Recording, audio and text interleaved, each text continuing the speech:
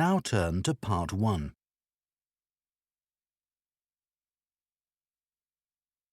Part 1. You will hear two friends talking about a guitar group. First, you have some time to look at questions 1 to 6.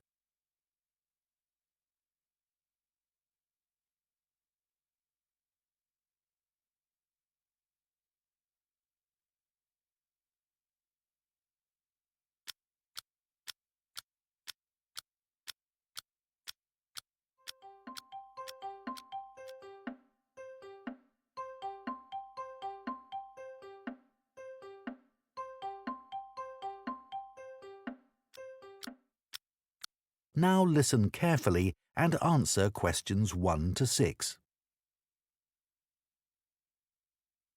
Hi, Coleman. How are you? Good, thanks. I wanted to have a chat with you because our friend Josh told me that you've joined a guitar group and it sounds interesting. I'd really like to learn myself.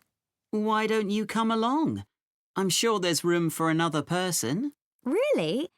So, who runs the classes? He's called a coordinator. His name's Gary Matheson. Let me note that down. Gary... How do you spell his surname? It's Matheson.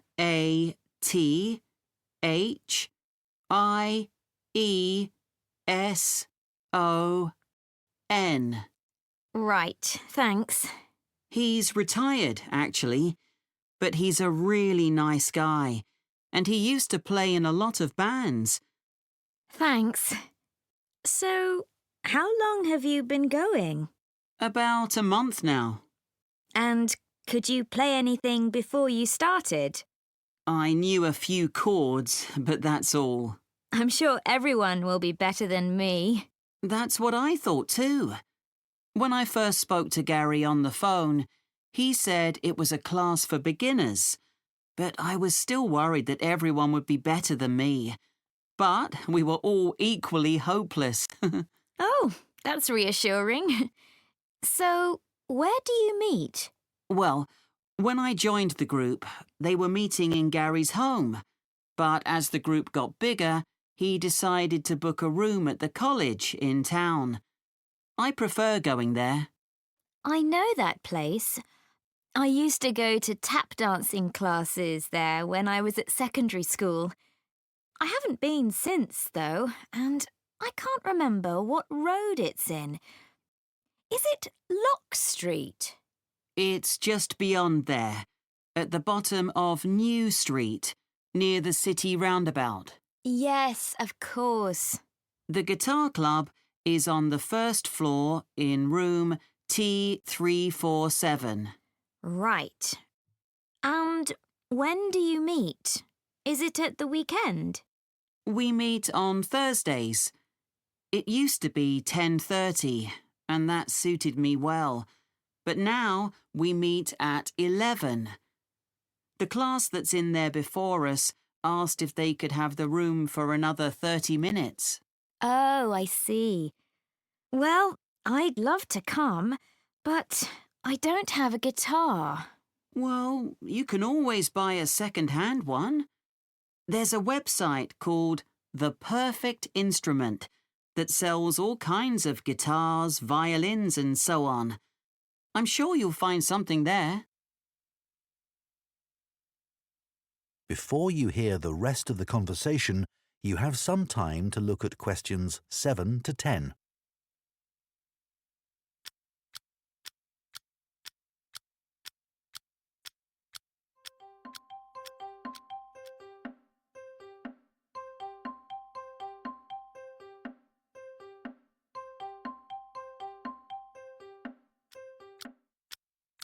Now listen and answer questions 7 to 10. So, what's a typical lesson like with Gary? Well, he always starts by getting us to tune our guitars. That takes about 5 minutes. Uh-huh. Some people have an app they use, but others do it by ear. Gary goes round and helps them. And while he's doing that, he tells us what he's going to do during the lesson. Right.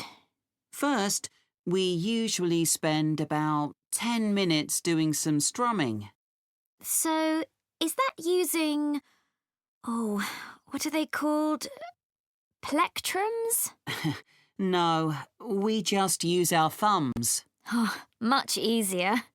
Gary reminds us where to put our fingers for each chord, and then we play them together.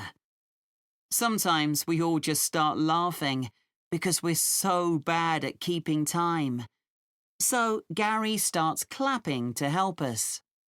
Do you learn to play any songs? Yes, we do at least one song with words and chords. I mean, that's harder than you think. Oh, I'm sure it is. That part of the lesson takes about 15 minutes. He often brings a recording of the song and plays it to us first. Then he hands out the song, and if there's a new chord in it, we practice that before we play it together, but really slowly. Do you do any finger picking? That's the last 10 minutes of the lesson, when we pick out the individual notes from a tune he's made up. It's always quite simple. That must be hard, though. It is.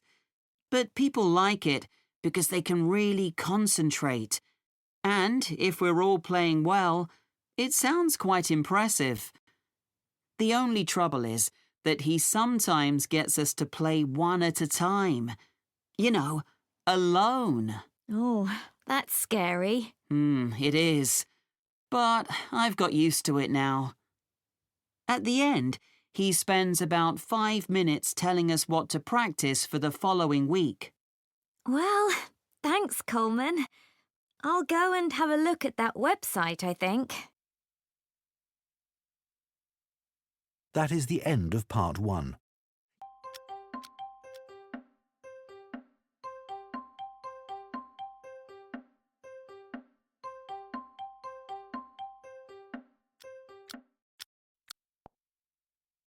Part 2. You will hear a man called David talking on the radio about his work as a lifeboat volunteer. First, you have some time to look at questions 11 to 16.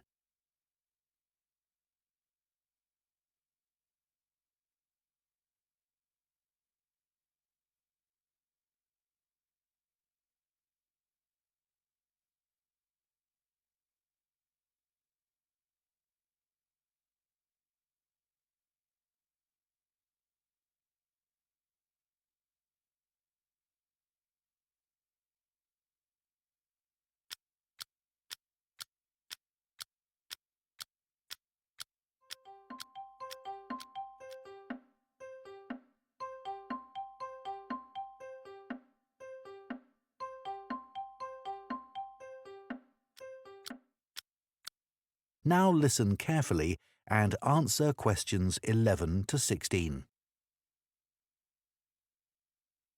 I never really planned to be a lifeboat volunteer when I came to live in North Sea. I'd been working in London as a website designer, but although that was interesting, I didn't like city life. I'd been really keen on boats as a teenager, and I thought if I went to live by the sea, I might be able to pursue that interest a bit more in my free time. Then I found that the Lifeboat Institution was looking for volunteers, so I decided to apply. The Lifeboat Institution building here in North Sea is hard to miss. It's one of the largest in the country. It was built 15 years ago, with funds provided by a generous member of the public who'd lived here all her life. As the Lifeboat Institution is a charity that relies on that kind of donation, rather than funding provided by the government, that was a huge help to us. When I applied, I had to have a health assessment. The doctors were particularly interested in my vision. I used to be short-sighted, so I'd had to wear glasses, but I'd had laser eye surgery 2 years earlier, so that was okay. They gave me tests for colour blindness, and they thought I might have a problem there, but it turned out I was okay. When the Coast Guard gets an alert, all the volunteers are contacted and rushed to the lifeboat station. Our target's to get there in 5 minutes.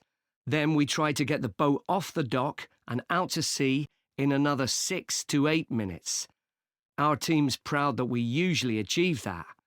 The average time across the country's 8.5 minutes. I've recently qualified as what's called a helmsman, which means I have the ultimate responsibility for the lifeboat. I have to check that the equipment we use is in working order. The crew have special life jackets that can support up to 4 people in the water, and it's ultimately my decision whether it's safe to launch the boat. But it's very rare not to launch it, even in the worst weather. As well as going out on the lifeboat, my work involves other things too. A lot of people underestimate how quickly conditions can change at sea, so I speak to youth groups and sailing clubs in the area about the sorts of problems that sailors and swimmers can have if the weather suddenly gets bad. We also have a lot of volunteers who organise activities to raise money for us, and we couldn't manage without them. Before you hear the rest of the talk, you have some time to look at questions 17 to 20.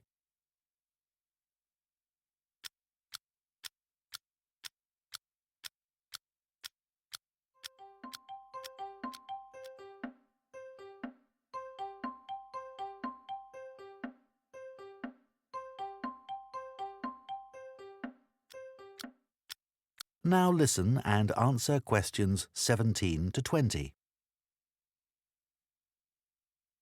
The training we get is a continuous process, focusing on technical competence and safe handling techniques, and it's given me the confidence to deal with extreme situations without panicking. I was glad I'd done a first aid course before I started, as that's a big help with the casualty care activities we do. We've done a lot on how to deal with ropes and tie knots. That's an essential skill. After a year, I did a 1-week residential course, led by specialists. They had a wave tank where they could create extreme weather conditions, so we could get experience of what to do if the boat turned over in a storm at night, for example.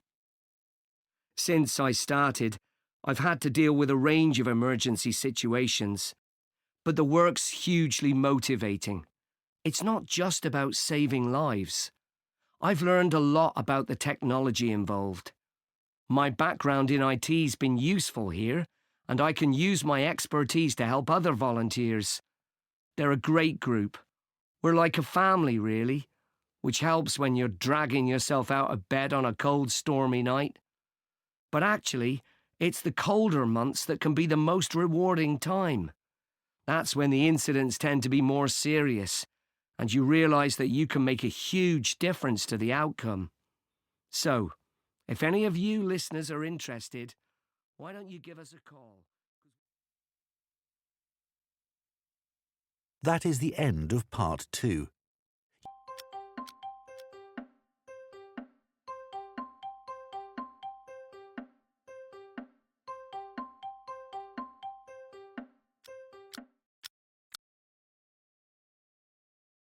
Part 3.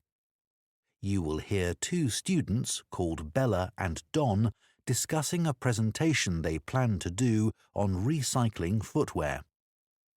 First, you have some time to look at questions 21 to 24.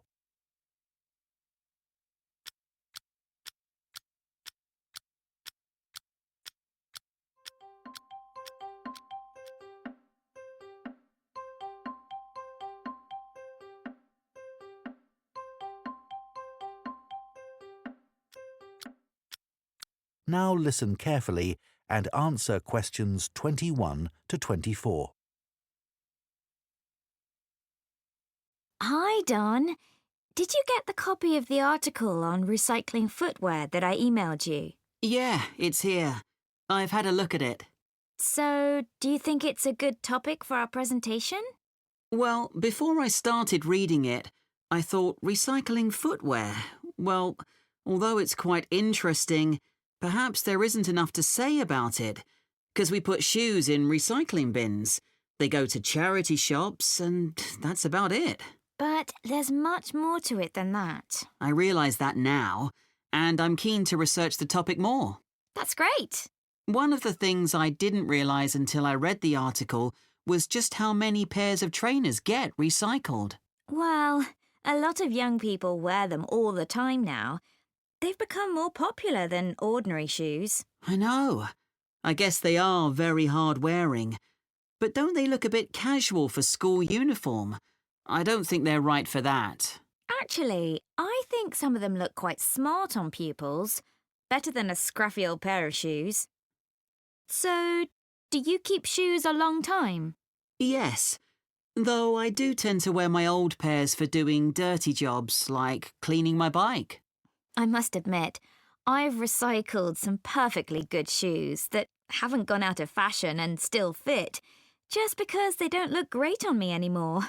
That's awful, isn't it? I think it's common because there's so much choice.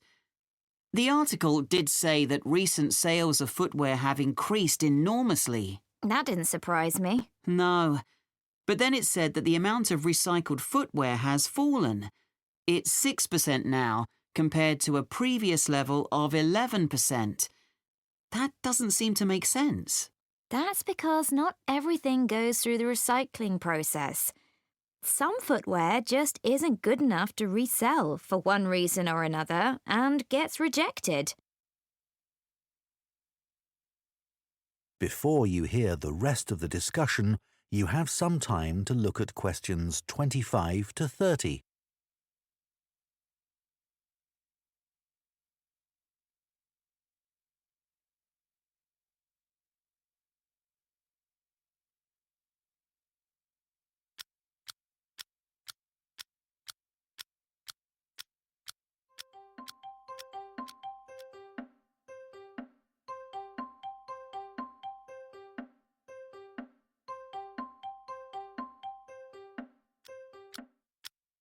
Now listen and answer questions 25 to 30. So, let's find some examples in the article of footwear that was rejected for recycling. OK. I think there are some in the interview with the recycling manager. Yeah, here it is. Let's start with the ladies' high-heeled shoes. What did he say about those? He said they were probably expensive. The material was suede and they were beige in colour. It looked like someone had only worn them once, but in a very wet field, so the heels were too stained with mud and grass to resell them. OK. And the leather ankle boots. What was wrong with them? Apparently, the heels were worn, but that wasn't the problem. One of the shoes was a much lighter shade than the other one. It had obviously been left in the sun. I suppose even second-hand shoes should look the same. Sure. Then there were the red baby shoes. Oh, yes.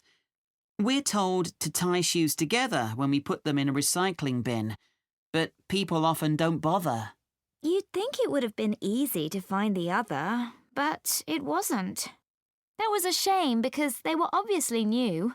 The trainers were interesting. He said they looked like they'd been worn by a marathon runner. Yeah. Weren't they split? Not exactly. One of the soles was so worn under the foot that you could put your finger through it. Well, we could certainly use some of those examples in our presentation to explain why 90% of shoes that people take to recycling centres or bins get thrown into landfill. What did you think about the project his team set up to avoid this by making new shoes out of the good parts of old shoes? It sounded like a good idea. They get so many shoes, they should be able to match parts. I wasn't surprised that it failed, though. I mean, who wants to buy second-hand shoes, really? Think of all the germs you could catch. Well, people didn't refuse them for that reason, did they? It was because the pairs of shoes weren't identical. They still manage to ship them overseas, though. That's another area we need to discuss. You know, I used to consider this topic just from my own perspective, by thinking about my own recycling behaviour without looking at the bigger picture. So much happens once shoes leave the recycling area. It's not as simple as you first think. And we can show that by taking a very different approach to it. Absolutely. So let's discuss how we're going to split up the present. That is the end of part 3.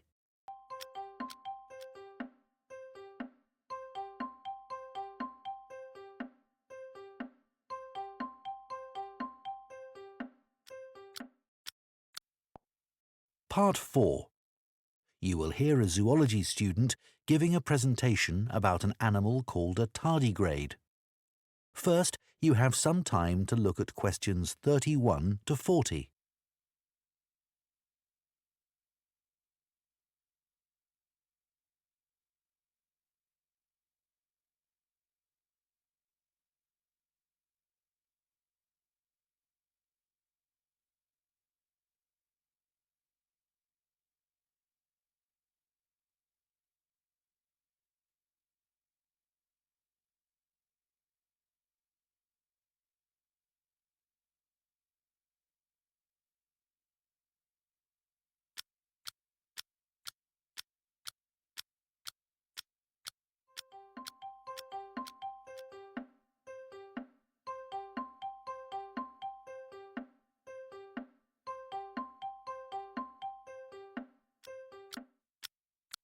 Now listen carefully and answer questions 31 to 40.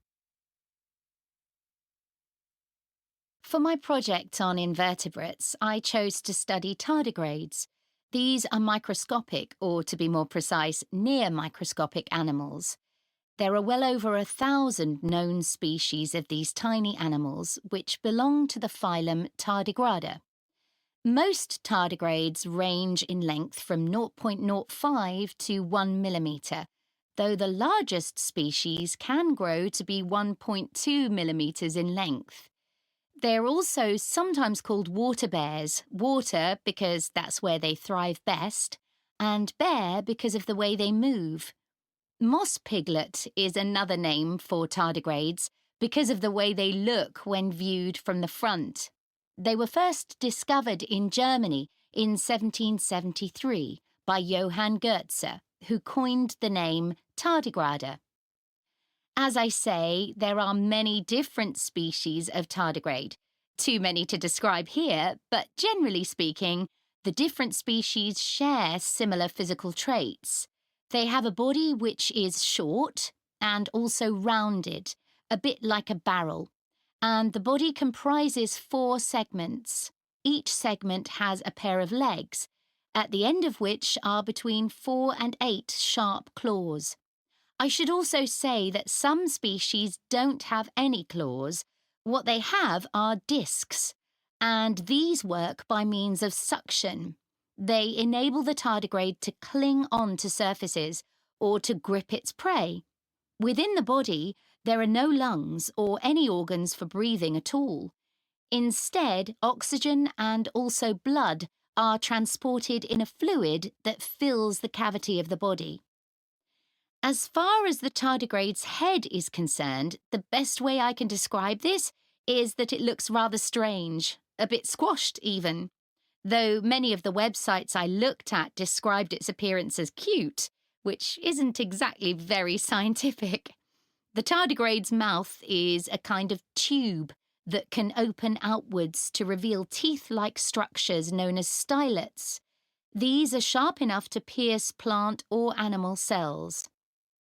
So, where are tardigrades found? Well, they live in every part of the world, in a variety of habitats, most commonly on the bed of a lake, or on many kinds of plants, or in very wet environments. There's been some interesting research which has found that tardigrades are capable of surviving radiation and very high pressure, and they're also able to withstand temperatures as cold as -200 degrees centigrade, or highs of more than 148 degrees centigrade, which is incredibly hot.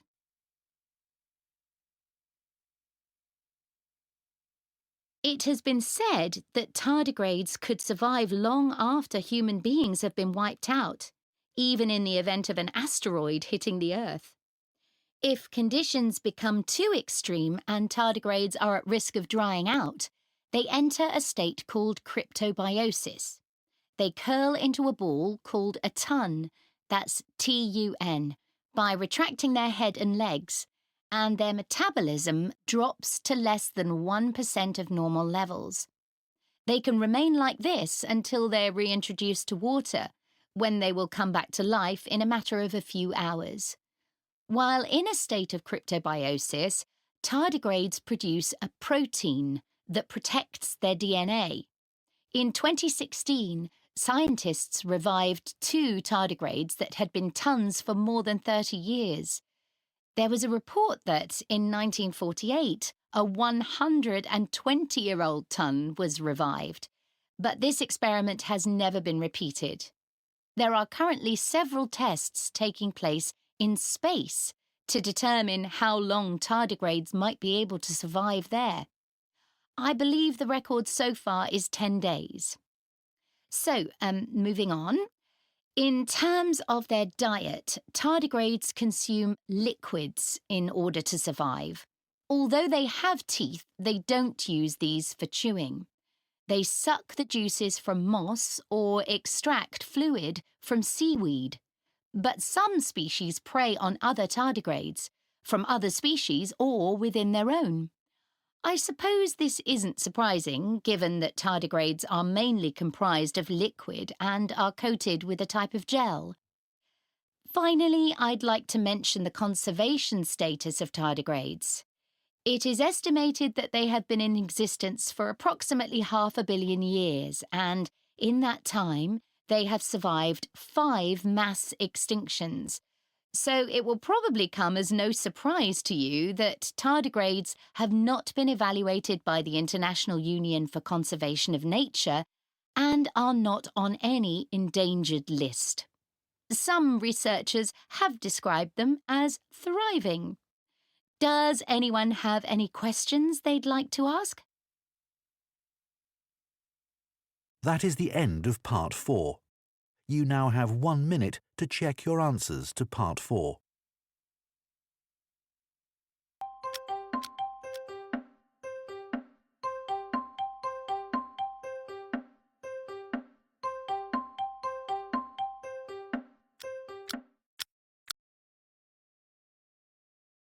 I know you told your friend you're not okay. And tell me what's wrong and why you never said you felt that way.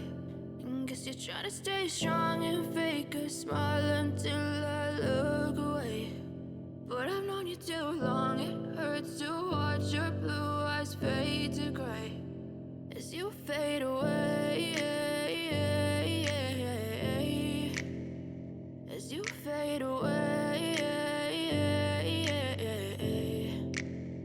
Yeah, I'm about to fade away, cause every time I wake up I feel like it's Monday. Something's going wrong with all the chemicals up in my brain. All of a sudden I don't look at anything the same way. Gotta build up of my thoughts sitting in an ashtray. I'm sorry that I'm so inconvenient, okay. Just let me be me and I'll stay out of your way. I can see the way you look at me, I'm such a disgrace. I never really asked to be brought into this place. You wanna love me? Well then baby have a taste. All the highs and the lows, no you'll never be the same. I don't really wanna hurt you but I can't control the pain. If you're sticking by my side maybe we could be okay.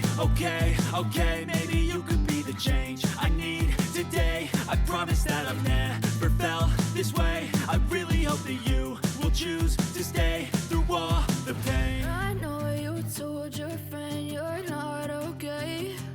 And tell me what's wrong and why you never said you felt that way. And guess you're trying to stay strong and fake a smile until I look away.